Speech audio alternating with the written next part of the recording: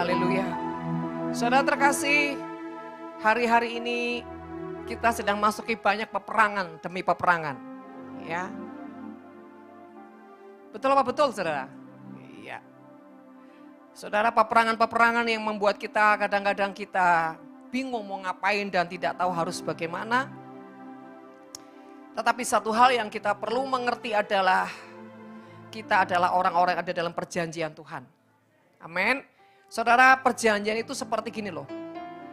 Ibarat kalau saudara punya rumah, ya, mau apapun keadaan kondisi, ya, bahkan ada hal yang menyudutkan saudara.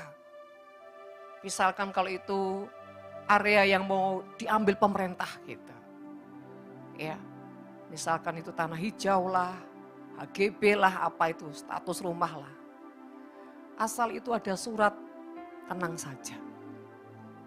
Saudara, kita tuh sebetulnya seperti bangunan yang HGB.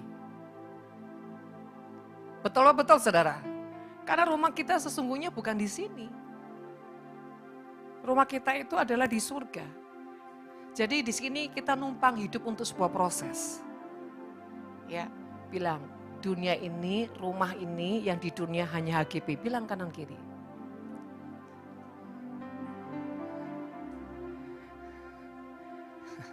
Jadi enggak usah stres. Saudara terkasih, karena saudara, apapun di dunia ini cuma sarana dan ujungnya itu adalah sebuah proses yang menyempurnakan kita menjadi serupa segambar dengan Tuhan. Jadi saudara, kalau kita ini serupa segambar sama Tuhan, harusnya kita ini bangga banget.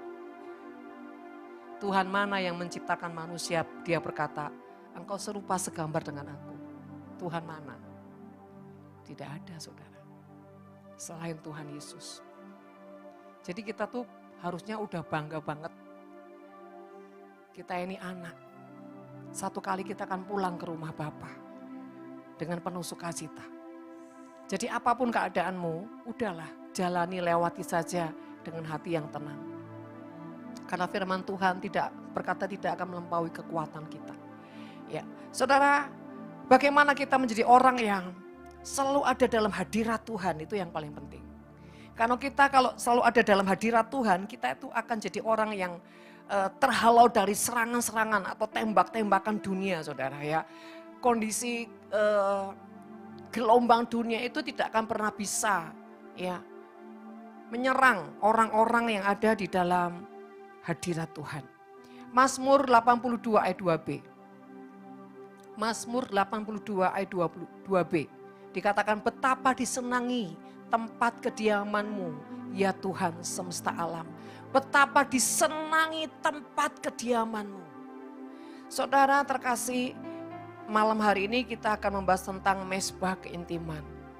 Mezbah itu jangan cuma mezbah korban syukur, bukan cuma mezbah korban-korban pertobatan, ya. Tapi di atas semuanya belajarlah memiliki mezbah keintiman. Karena mezbah keintiman ini akan membawa saudara minimal di ruang kudus Tuhan. Maksimal saudara akan ada di ruang Maha Kudus senantiasa.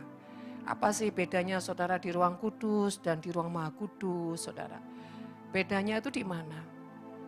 Saudara, kalau saudara ada di ruang Maha Kudus, ya, apapun bentuk serangan, kuasa kegelapan, bahkan masalah, saudara ya, itu tidak akan pernah bisa menyentuh kita sampai melukai kita. Karena roh Tuhan yang di dalam kita itu membuat kita punya, kalau secara tubuh itu imun yang sangat kuat. Bahkan kita tuh bisa sangat cuek dengan yang namanya penderitaan. Artinya kita tuh nggak gampang jadi orang yang melo-melo gitu saudara. Karena apa?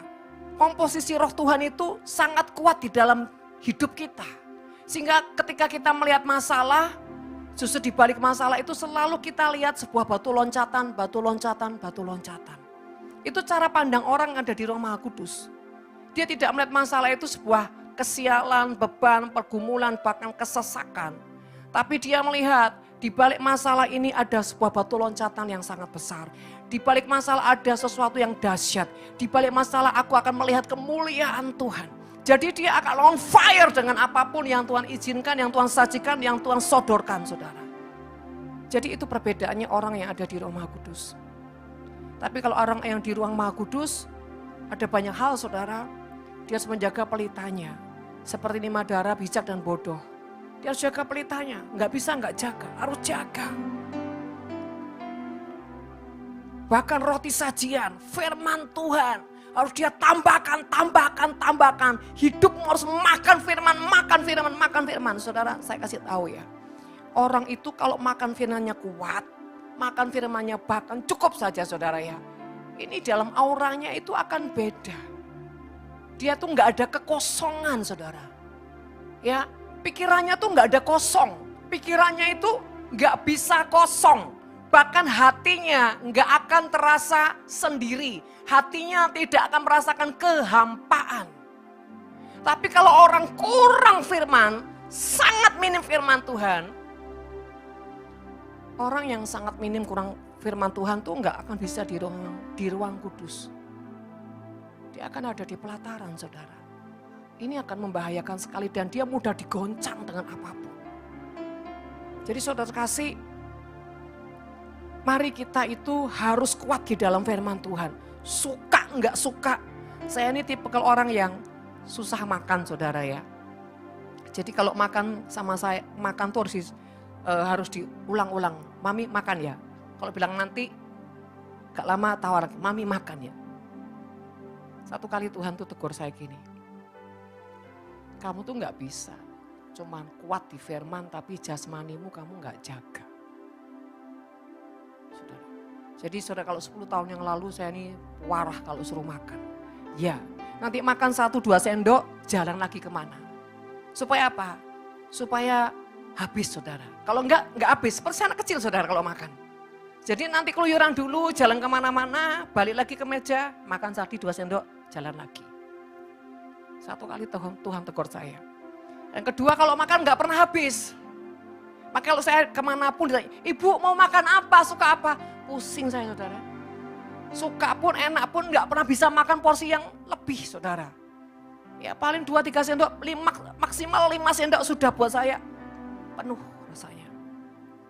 Nah saudara terkasih, ini kira-kira 10-15 tahun kondisi saya itu seperti satu kali Tuhan tegur saya.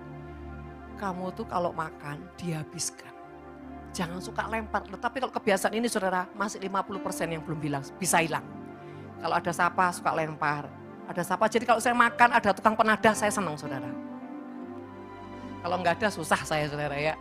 Nah itu kebiasaan yang buruk. Nah sehingga apa? Tuhan bilang gini, enggak bisa cuman firmanmu yang kuat tapi makanan jasmanimu kamu enggak jaga.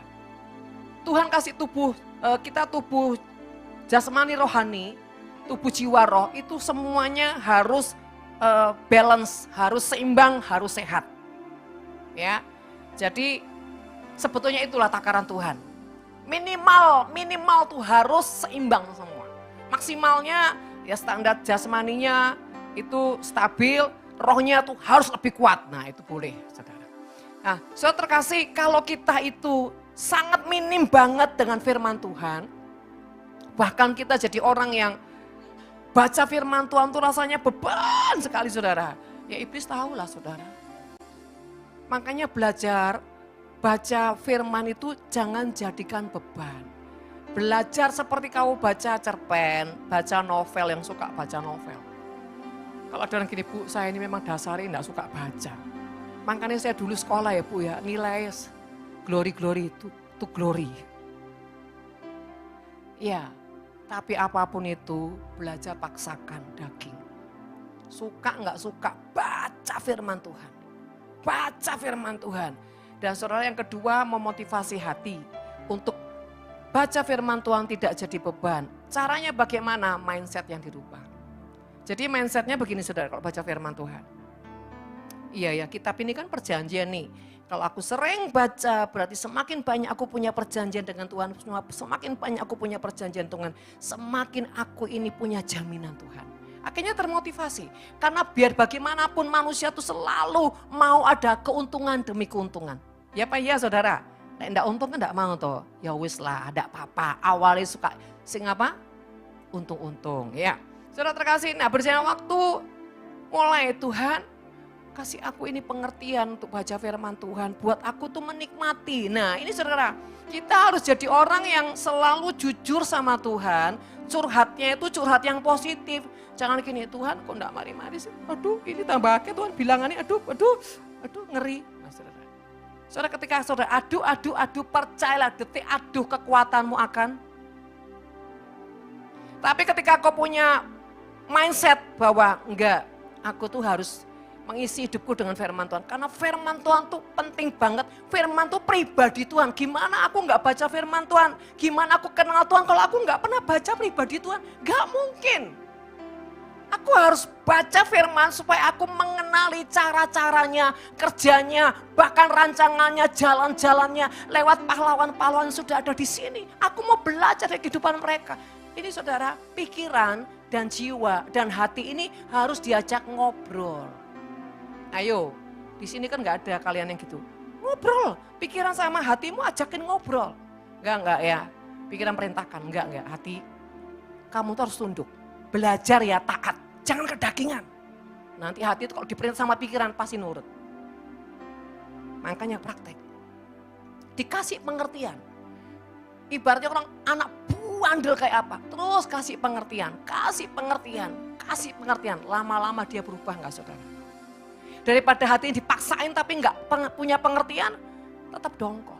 Makanya firman Tuhan di dalam Roma 12 ya. Hendaklah engkau apa? Penuh apa? Pembaharuan budimu, ini bicara akal pikiran. Saudara, jangan kita tidak terus mengupgrade cara kita berpikir. Karena ini penting sekali saudara, ini yang bisa memerintah apapun yang di dalam sini. Ketika ini tegas, pikiran tegas, enggak ya, taat, ini akan tunduk saudara.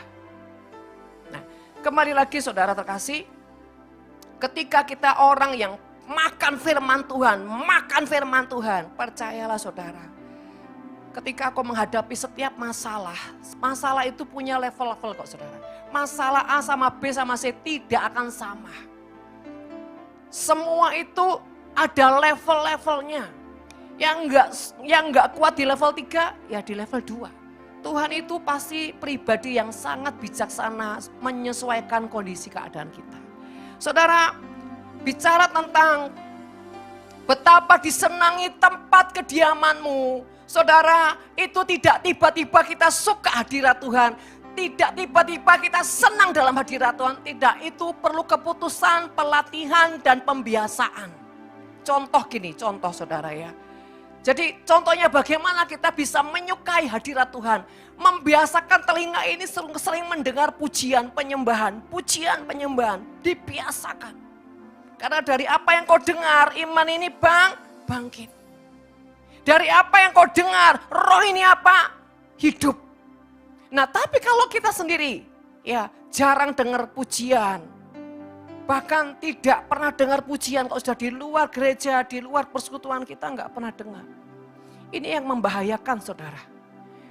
Nah saudara, sekali lagi kita harus menjadi pribadi yang punya keputusan, kebiasaan makan firman Tuhan. Mazmur 84 ayat ketiga. Jiwaku hancur karena merindukan pelataran-pelataran Tuhan. Hatiku dan dagingku bersorak-sorak kepada Allah yang hidup. Dikatakan jiwaku hancur karena merindukan pelataran Tuhan. Ini maksudnya apa? Artinya saudara gini, kalau orang sampai mengalami yang namanya jiwaku hancur merindukan pelataran Tuhan, itu bicara gini, dia ini adalah orang yang setia gitu ya. Dia sedang memuji Tuhan, menyembah Tuhan. Tapi seakan-akan hidupnya tuh seperti tidak ada apa-apa. Sepertinya dia tuh kayak Padang gurunnya kok enggak selesai-selesai ya Tuhan ya. Lembah-lembah kekelamanya kok enggak selesai-selesai. Pergumulan-pergumulan kok sepertinya enggak selesai-selesai. Saudara, saya itu mendapatkan ilustrasi akan kehidupan Musa. Musa itu ketika dia terbuang di sungai, saudara, sampai diambil oleh Fir'aun ya. Terus ketika dia lari dari Fir'aun, dia itu saudara punya perjalanan berapa tahun? Berapa tahun? 40 tahun. Ternyata 40 tahun itu mempersiapkan dia, saudara. Ada di masa-masa kesesakan, masa-masa kekelaman, masa-masa kematian, masa-masa kesendirian, bahkan masa-masa sepertinya tidak ada harapan. Ternyata Tuhan sedang menyiapkan mentalnya, menyiapkan pola pikirnya, mempersiapkan kekuatannya. Pada saat Tuhan bawa dia mengalami yang namanya diangkat sebagai anak Fir'aun, Tuhan mengajarkan saudara, Musa ini menjadi seorang anak raja, menjadi kepemimpin, mengerti tentang kepemimpinan, bahkan mengerti tentang apa ya saudara ya. Selain kepemimpinan itu, orang yang punya cara berpikir yang intelektual.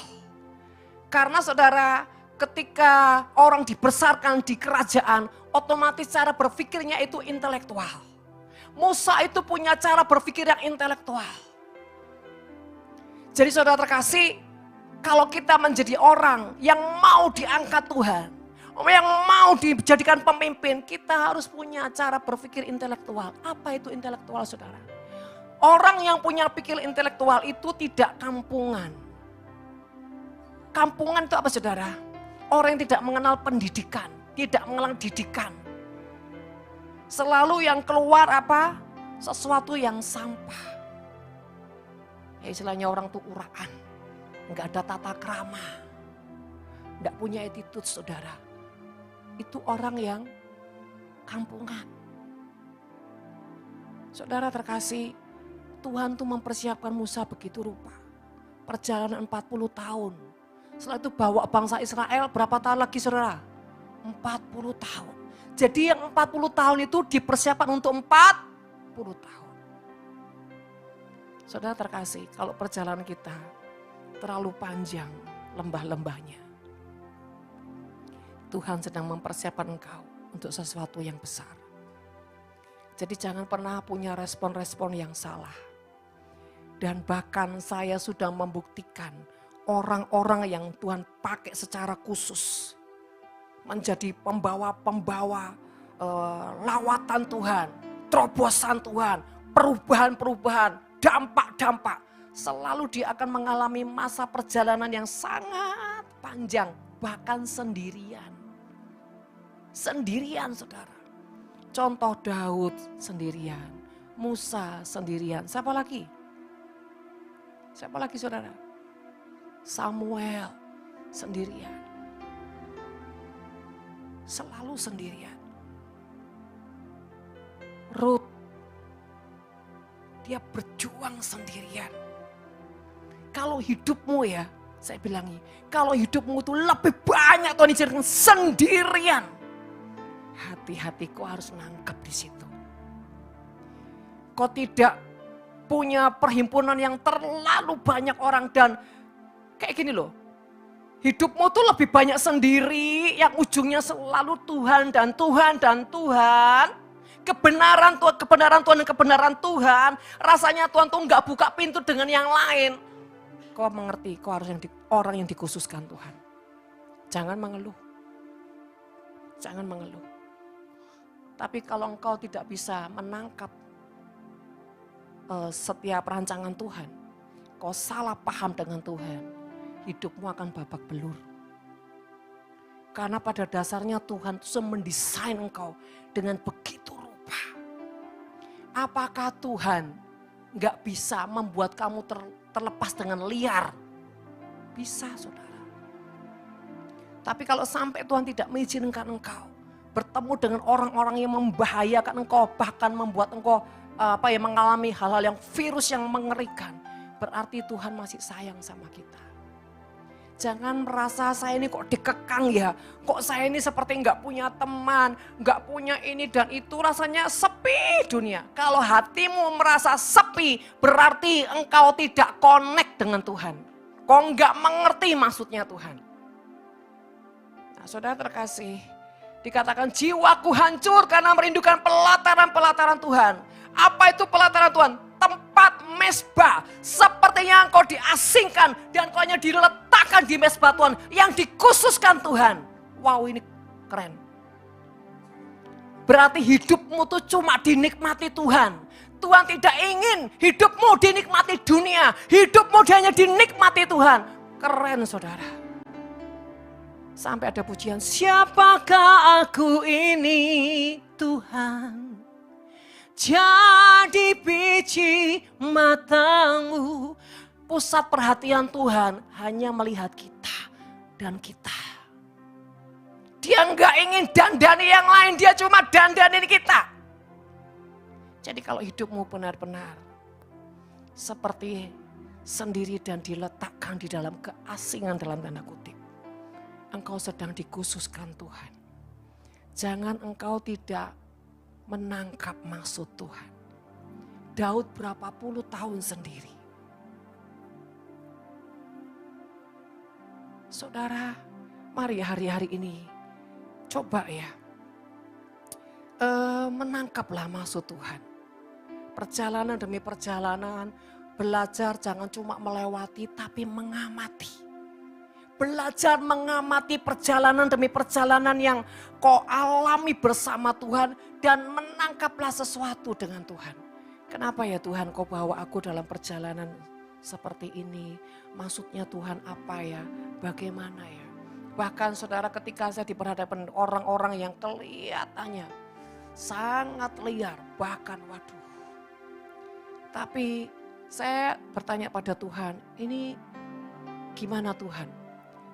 Tuhan mau saya menjauhi atau Tuhan mau saya merangkul? Tuhan bilang rangkul dia nak. Kadang secara manusia, aduh Tuhan menghadapi orang seperti ini, aduh mengerikan banget. Tapi Tuhan ada kalanya enggak nak, jangan dijauhi, dirangkul.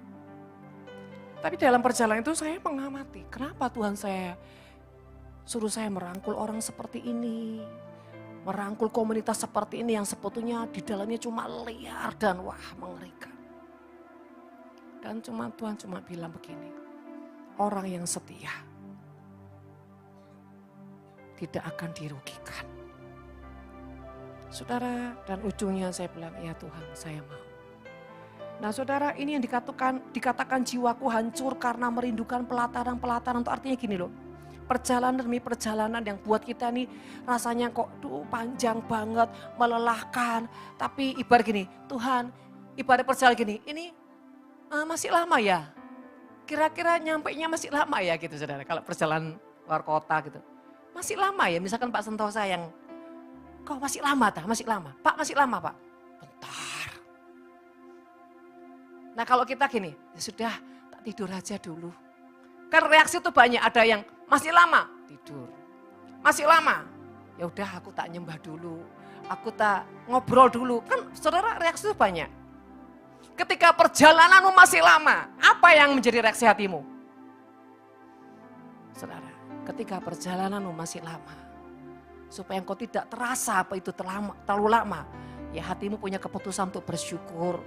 Hatimu punya keputusan untuk memuji, menyembah Tuhan, menikmati perjalanan bersama Tuhan. Lama-lama tiba-tiba walaupun itu perjalanan belum selesai, tiba-tiba Tuhan kasih pengertian demi pengertian. Oh begini ya Tuhan, oh ya.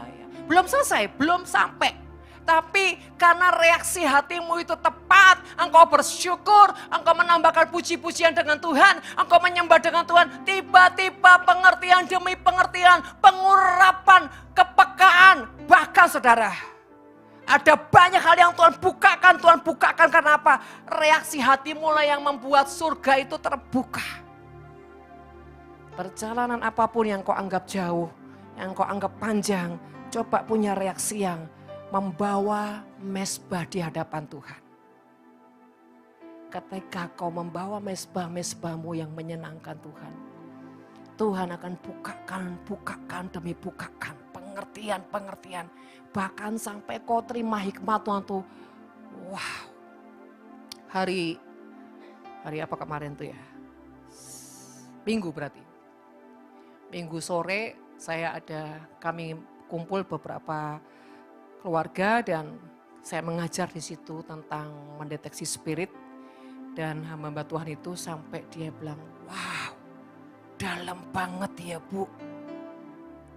Dan beliau tuh seperti kayak orang gak pernah dapat seperti itu terjadi. Sehingga dia, wow. Dari situ Tuhan bilang begini, dia baru tahu permukaan aja dia sampai terpukau. Bagaimana kalau dia tahu lebih dalam lagi.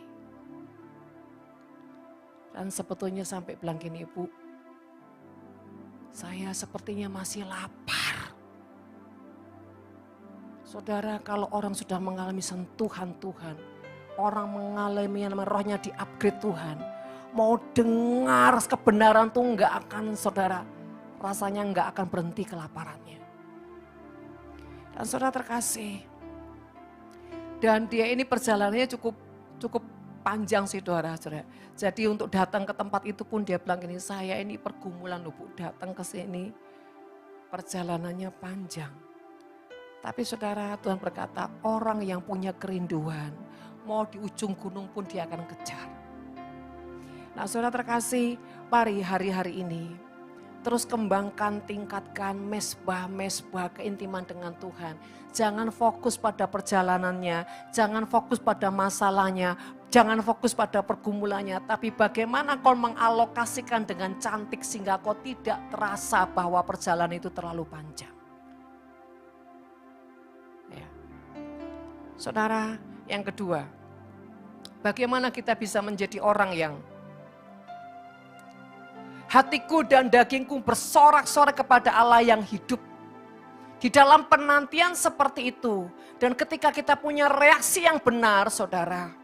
Maka tiba-tiba sesuatu yang dibukakan Tuhan. Membuat kita rasanya ada kayak hati yang loncat saudara.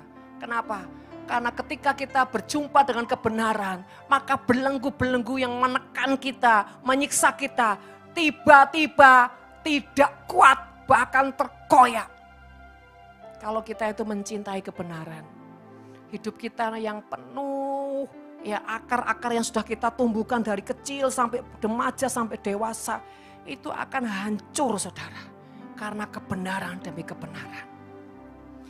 Bapak Ibu saudara terkasih, hari ini Tuhan mau kita belajar bagaimana terus meningkatkan mezbah keintiman lewat perjalanan yang kita anggap itu terlalu panjang. Pergumulan demi pergumulan sepertinya kok tidak selesai. Jangan fokus di masalah pergumulan tekan apapun itu. Belajar bagaimana caranya engkau tidak terasa dalam perjalanan panjang ini dan tidak fokus dengan penantian-penantian yang kosong. Tapi kau mengisi penantian-penantian itu dengan cantik. Ya. Mazmur 73. Mazmur 73, 21, 23. Ketika hatiku merasa pahit dan buah pinggangku menusuk-nusuk rasanya. Aku dungu dan tidak mengerti seperti hewan aku di dekatmu. Tetapi aku tetap di dekatmu. Saudara, belajar punya keputusan untuk tidak menukarkan hatimu kepada yang lain. Tidak membuat engkau belok dari yang lain. Apapun itu Tuhan. Bahkan dikatakan, aku seperti hewan dungu tapi aku tetap di dekatmu. Artinya gini, aku tidak ngerti Tuhan. Ini mau gimana, mau seperti apa. Sepertinya masih buntu jalannya. Sepertinya belum ada harapan. Tapi aku punya keputusan tetap di dekatmu. Tetap setia mencari wajahmu. Bergaul dengan firmanmu. Menyembah sekalipun aku sudah kering Tuhan. Aku tetap menyembah dan aku bersyukur. Dan saudara terkasih, ketika engkau dibawa seperti ini, sesungguhnya engkau sedang di perapian. Bahkan engkau seperti emas yang murni.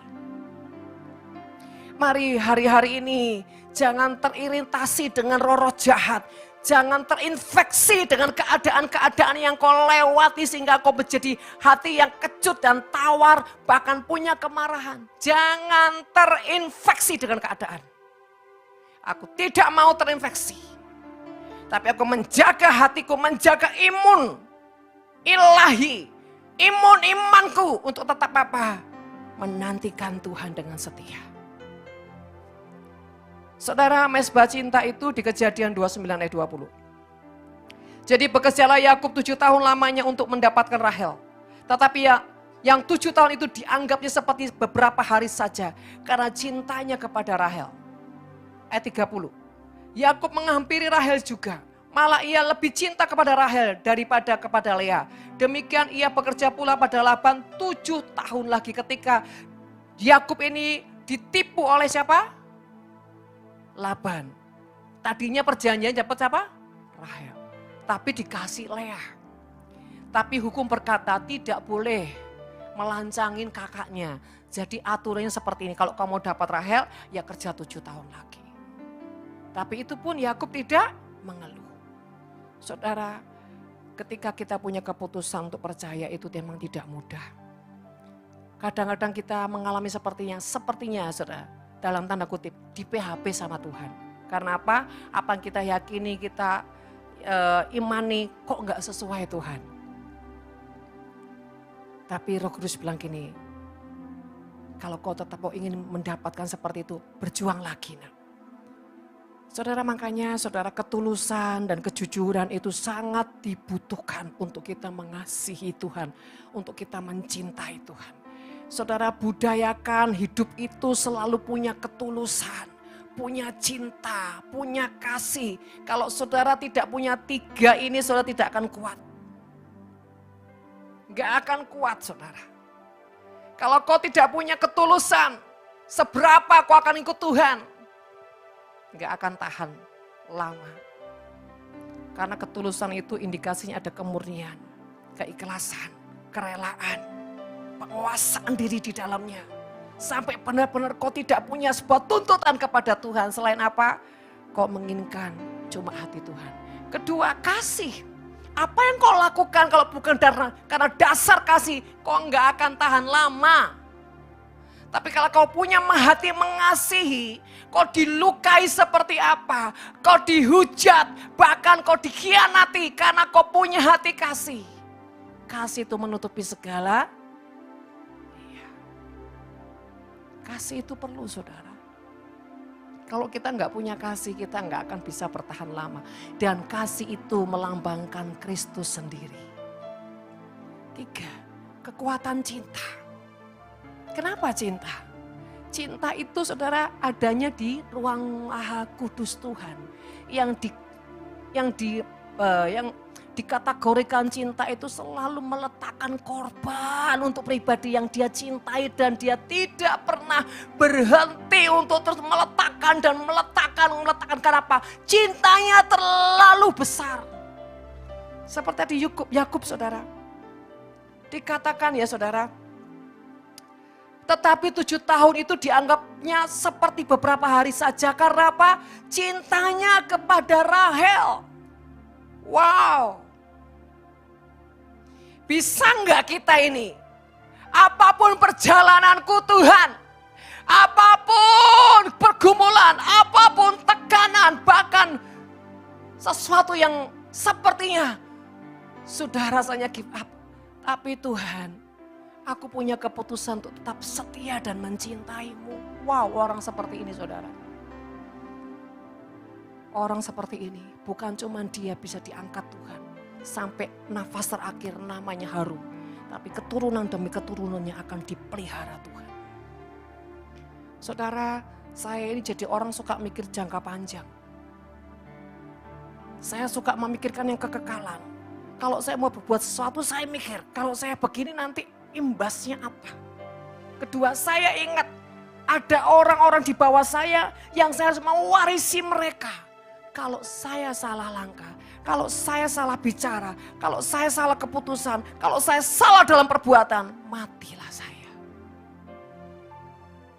Jadi saudara kasih, bahkan seringkali berani meletakkan harga apapun. Demi siapa? Demi orang yang kita warisi. Karena apa? Karena cinta. Orang kalau karena dasarnya cinta, dia tidak pernah mikir untung rugi. Tapi dia tahu apa yang dia perbuat.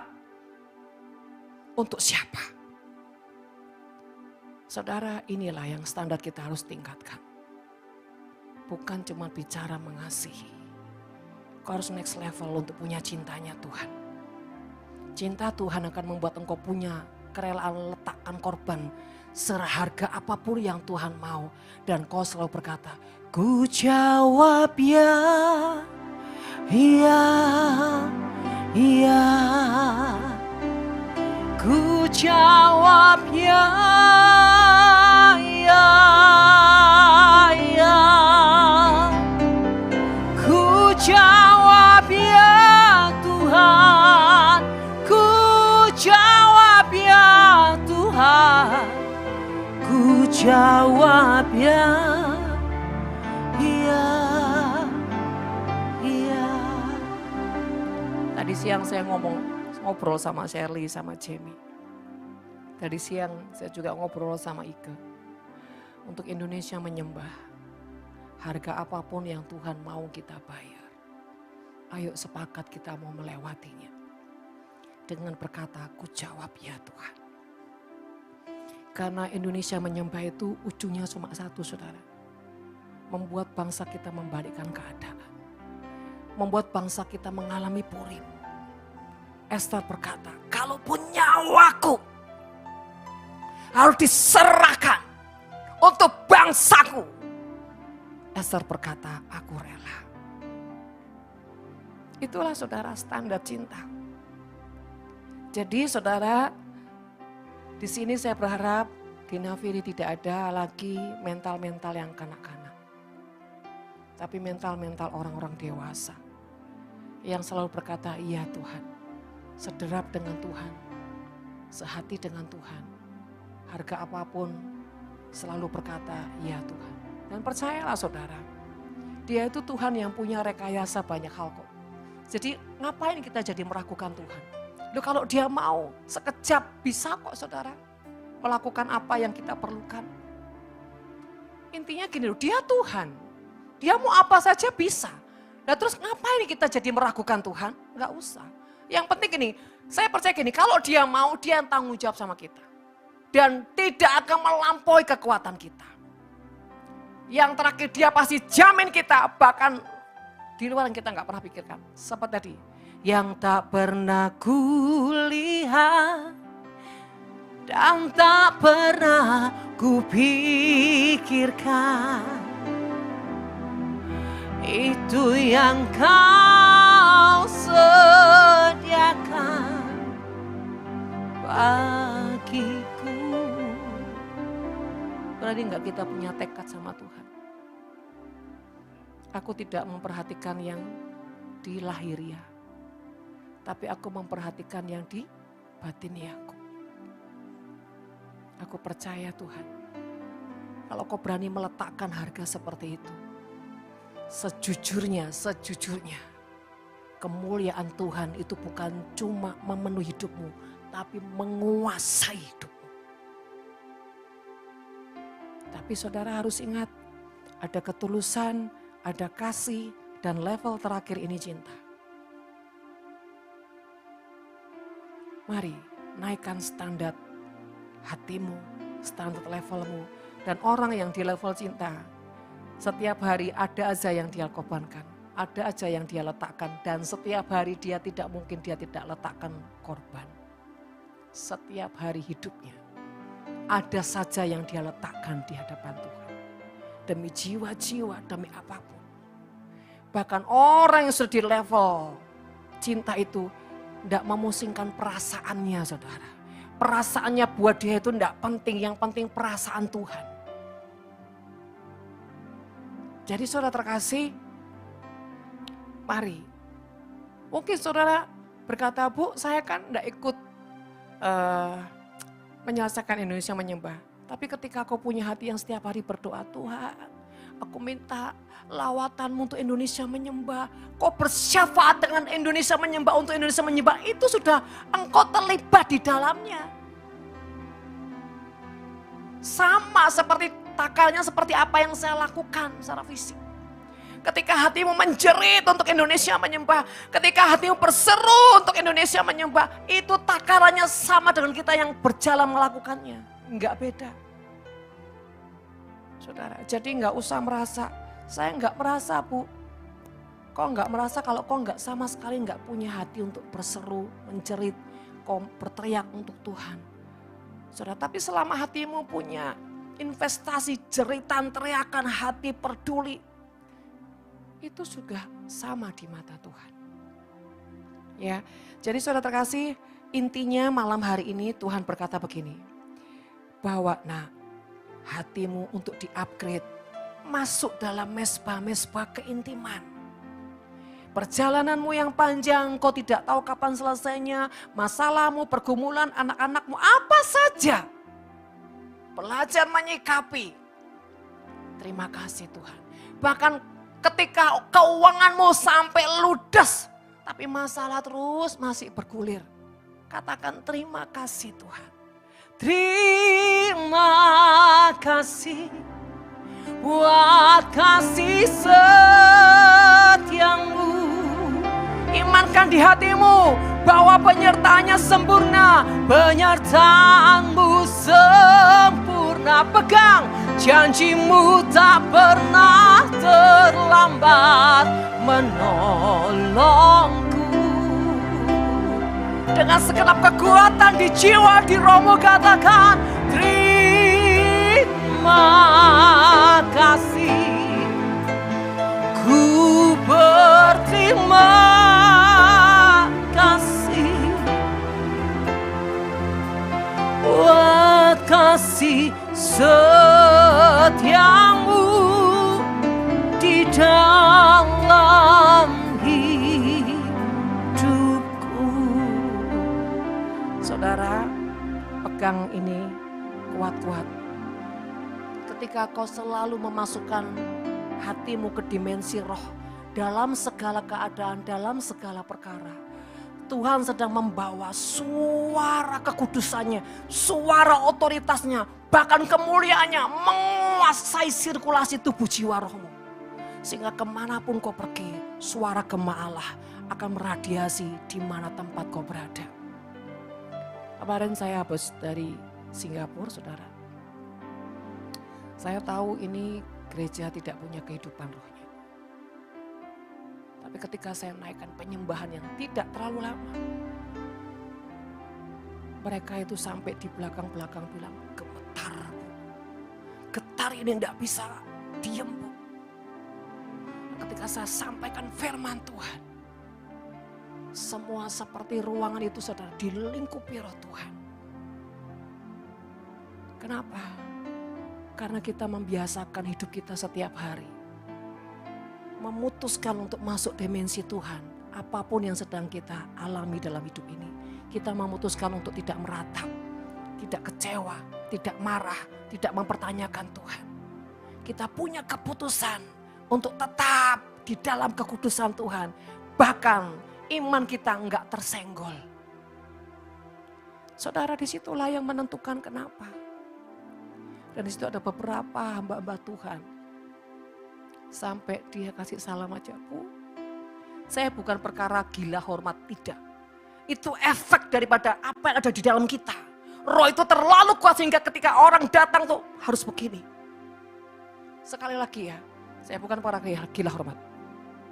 Tapi impactnya itu kita bisa lihat. Sekeras apapun orang itu, tiba-tiba. Kenapa? Karena roh Tuhan.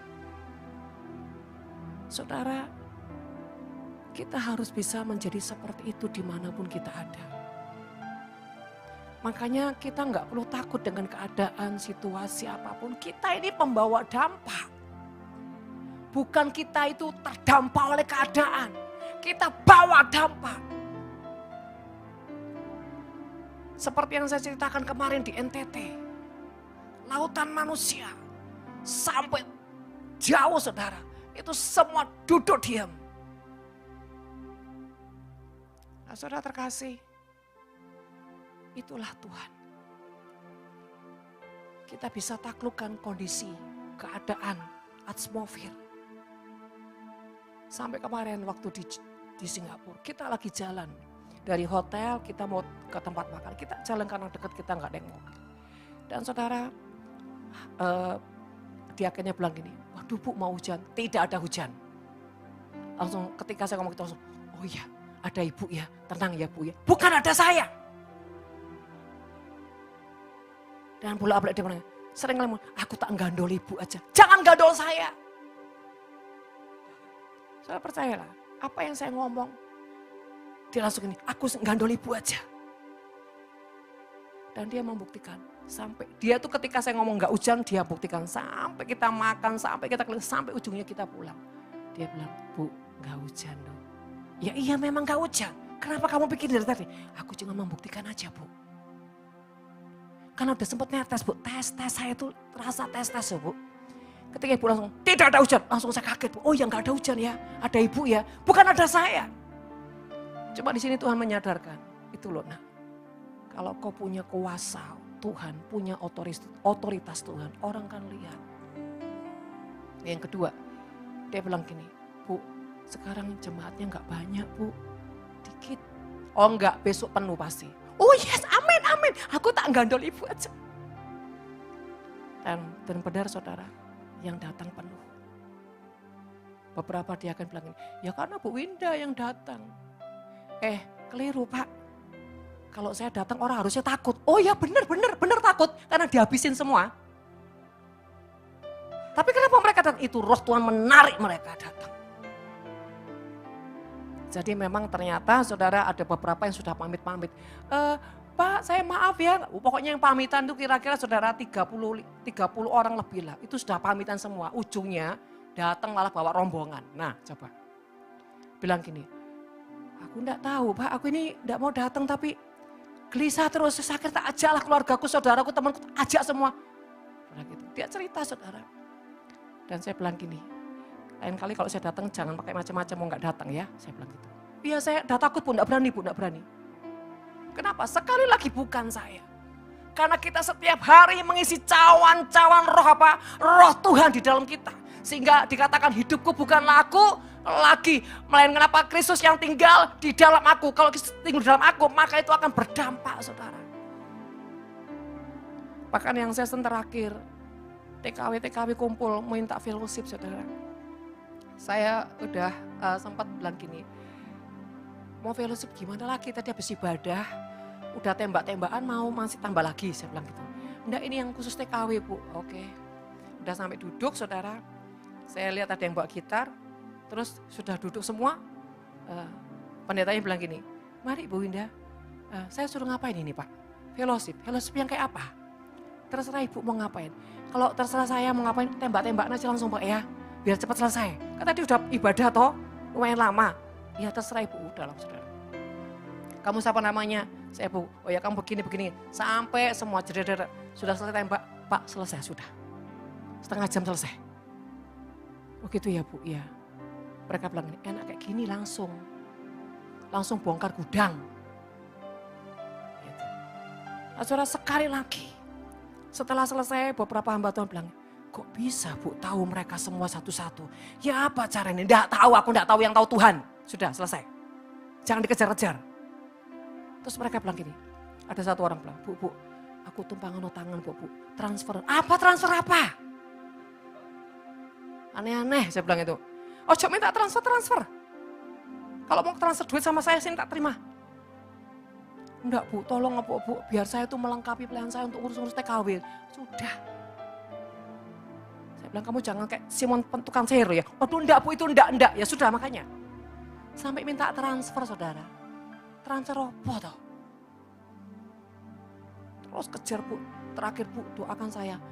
Doaan apa? Karena saya tahu dibalik semuanya cuma satu. Pingin apa impartasi rohnya. Enggak kok Bu, Ibu enggak kasih itu enggak apa-apa. Sudah ya, enggak usah bermanipulasi, bertobat lebih baik. Ya Bu. Terus gak dikei seneni jadi nih saudara. Karena saya tahu dasar hatinya tuh cari itu. Ya toh? Jadi enggak, saya bilang langsung terakhir enggak usah bermanipulasi, saya tahu hatimu kemana. Saudara ini hamba Tuhan loh. Karena dia lihat, oh enak ya, tembak situ, oh benar tembak. Ya apa cara nih? Nah, kalau kita cuma saudara, kita cuma kagum dengan seperti itu, kita ikut Tuhan, salah besar. Lebih baik ikut Mbah Ganong, pasti jitu saudara. Kalau kamu cuma cari karunia gitu, ya cari dukun saudara, enggak usah sama Tuhan, capek sama Tuhan, rugi. Kalau engkau sama Tuhan harus murni, jangan kejar seperti itu. Itu hanya efek saja kok dari perjalanan yang kau lakukan bersama Tuhan. Dan hari-hari ini, saudara perhatikan, coba tadi kita sepanjang awal sampai di pertengahan kita nyanyi apa coba? Ayo, ayo. Halo ya? Hadirat Tuhan. Penuhiku dengan hadirat-Mu. Bicara hadirat Tuhan, bicara urapan, kuasa, otoritas. Dan terakhirnya apa? Mujizat demi mujizat. Coba saudara saya perhatikan. Dari setiap saudara nyanyi, hampir enggak ngeh apa yang Tuhan maksudkan. Sebenarnya kalau udah bicara penuhiku, urapan, hadirat itu bicara apa? Pengurapan. Karena apa? Tuhan tahu ada jiwamu sudah lelah. Kau butuh urapan, kau butuh minyak, kau butuh kekuatan. Jadi mulai sekarang perhatikan ya, kalau di awal pujiannya itu apa? Tentang pengurapan, hadirat, itu bicara minyak. Tuhan akan berikan kau minyak yang baru, diurapi lagi, punya kekuatan, punya gelora, punya cinta. Dan saudara terkasih, di akhir-akhirnya bicara tentang mujizat. Kalau kau sudah punya minyak, kau punya kekuatan untuk menyala. Engkau dekat dengan mujizat. Maksudnya gitu. Makanya tadi itu terakhir, ayo menangkaplah. Maksud gini, kamu punya pergumulan apa? Kamu punya sesuatu apa? Ini mujizat, katakan hari ini perintahkan sesuatu ajaiban terjadi. Jadi saudara terkasih kalau nyembah, jangan cuma ngikut ngalir. Tapi nangkap sesuatu ini maksudnya apa ya Tuhan? Nangkap dengan Tuhan. Jangan cuma nyanyi. Karena itu momen. Sesuai apa yang kamu perlu, yang kamu butuhkan. Hari itu yes, aku terima, aku tangkap Tuhan. Begitu saudara. Sambar di rohmu. Dan saudara kalau orang yang nangkap, imajinasinya langsung jalan. Otomatis. Tapi karena tadi saya lihat banyak kalian Bapak Ibu Saudara nggak nangkap. Jadi coba nyanyi dan lewat, tapi Tuhan tetap apa ya? Ada anugerahnya. Nah, next. Saudara perhatikan, kalau Selasa itu intinya gini, cerita tentang kita. Cerita tentang Tuhan dan kita. Saudara perhatikan. Kalau Selasa itu pasti gitu, nanti nyanyi apa, dibahas di situ, ujungnya itu tadi. Cerita tentang kita. Yang apa? Kita lepaskan dengan pujian. Dan itu menjadi kehidupan yang dari Tuhan. Amin. Mari kita masuk menyembah Tuhan.